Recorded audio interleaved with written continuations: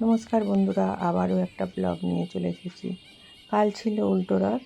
কালকে আমরা দুজনে বেরিয়ে পড়েছিলাম কিছু কেনাকাটার উদ্দেশ্য ছিল সত্যিই কেনাকাটার। আর বলেনি রথ দেখা কলা বেচা, তো তাই হয়েছে আমাদের দশা। উল্টো রথও ছিল, আর আমার কর্তামশাইয়ের ছুটিও ছিল, কিছু কেনাকাটাও বাকি ছিল। বাড়িতে মেয়ের শরীরটা খারাপ ছিল, তবুও আমাদেরকে বেরোতে হয়েছে। ছুটির দিন না হলে আমাদের তো বেরোনো হয়ে ওঠে না।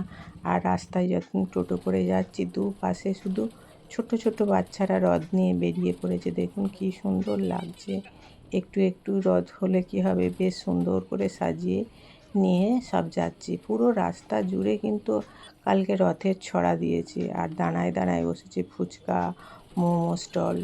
খুব ভিড় হয়েছে রাস্তা জুড়ে। দেখুন, আপনাদেরকেও সেটাও আস্তে আস্তে দেখাচ্ছি। কতগুলো ছোট ছোট রথ বেরিয়েছে, তাতে কচি কাচাদের ভিড়, বা তার সঙ্গে বাবা মারাও রয়েছে। কারণ রাস্তায় প্রচুর গাড়ি চলে, তো দেখুন কি সুন্দর সাজিয়ে নিয়ে যাচ্ছে। টোটো করে যাচ্ছি বলে আমি হয়তো রানিংয়ে অতটা ভালো দেখাতে পারছি না, কিন্তু অনেক ছোট ছোট রথ কালকে বেরিয়েছিল। আর এদিকে আমরা যখন ফুলেশ্বরে এসে পৌঁছই, দেখি এখানে তো লাইন পড়ে গেছে। ফুচকা, জিলিপি, ফুচকারও ছিল, জিলিপি, পাঁপড় ভাজা, গজার লাইন চলছে। এত ভিড় হয়েছে যে কি বলবো। আমরা যাওয়ার সময় বলে কিনলাম না। রথ দেখতে দেখতে আমরা আস্তে আস্তে উলুবেড়িয়ার দিকে পৌঁছে যাই। ঠিক সন্ধ্যার মুখটায় আমরা পৌঁছাই উলুবেড়িয়ায়। আমাদের এই যে সোনার বাংলা উলুবেড়িয়া, না বিশ্ব বাংলা, সোনার বাংলাও বটে, বিশ্ব বাংলা উলুবেড়িয়ায় এসে পৌঁছে যাই। দেখুন ঠিক সন্ধ্যের মুখটায় আমরা এসে পৌঁছই উলুবেড়িয়ায়। কিছু কেনাকাটা বাকি ছিল, সেগুলোও করে ফেলি। আর এই ছোট ছোট রথগুলো আমরা দেখতে দেখতে সামনের দিকে এগিয়ে যাই। তা গিয়ে দেখি যে যা হয়, তখনও জগন্নাথ, বলরাম, সুভদ্রা কেউ মাসির বাড়ি থেকে ফেরেনি। আর কি করা যায়, তাই আমি পুরো এলাকাটা একটু একটু করে ঘুরছি। আর এইখানে জায়েন্ট স্ক্রিলে দীঘার যে মন্দির, পুরীর মন্দির যে হয়েছে, দীঘার মন্দিরের যে রথ, সেটা টেলিকাস্ট চলছে।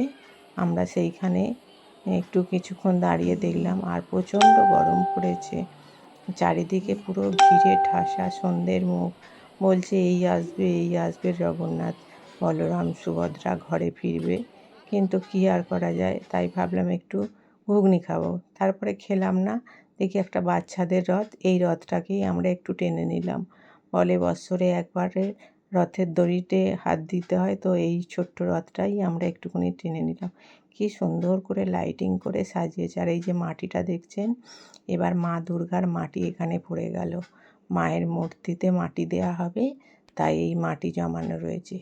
ফাঁক ফোকর দিয়ে আমি আস্তে আস্তে করে ভিতরে কালীমার মুখটা দেখব বলে এগিয়ে যাই। দেখি তো কি ভিড়, চারিদিক থেকে কোথা মাথা বেরিয়ে আসছে। তারই ফাঁক দিয়ে আমি মায়ের মুখটা একটুখানি দর্শন করে নিলাম, কারণ পুজো দেওয়া হয়ে ওঠেনি। দেখুন না কী হারে ভিড় হয়েছে, দাঁড়াবারও জায়গা পাচ্ছি না। আর প্রচণ্ড গরম, আমি তো পুরো ঘেমে দরদর করে ঘামছি। আস্তে আস্তে এগিয়েও যাচ্ছি, বাইরের দিকে বেরোবার চেষ্টা করছি, কারণ এত ভিড়ে দাঁড়ানোও যাচ্ছে না, প্রচণ্ড গরম। আর কালীবাড়ি থেকে বেরিয়ে আমি এখন মার্কেটের দিকে চলে আসি। যে কটা জিনিস কেনার বাকি ছিল কিনে নিয়ে আমরা চলে আসি একটু খাবার দোকানে। খাবার কিনবো বলে ছোটো মেয়ে বলেছিল যে একটু আমার তারে খাবার কিনে আনবে, একটু মোগলাই।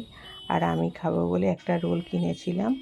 আর রোলটা খেয়ে আমি মোগলাইটা নিয়ে বাড়ির দিকে অটোয় করে চলে আসি। আর এসে সেই আমাদের আগের, যেখানে আমি সোজা রথের রথ দেখেছিলাম আমাদের গ্রামে, এই রথটার এখানে এসে একটু চানা ফুচকা খেয়ে জিলিপি কিনে আস্তে আস্তে বাড়ির দিকে রওনা দিয়ে দিই।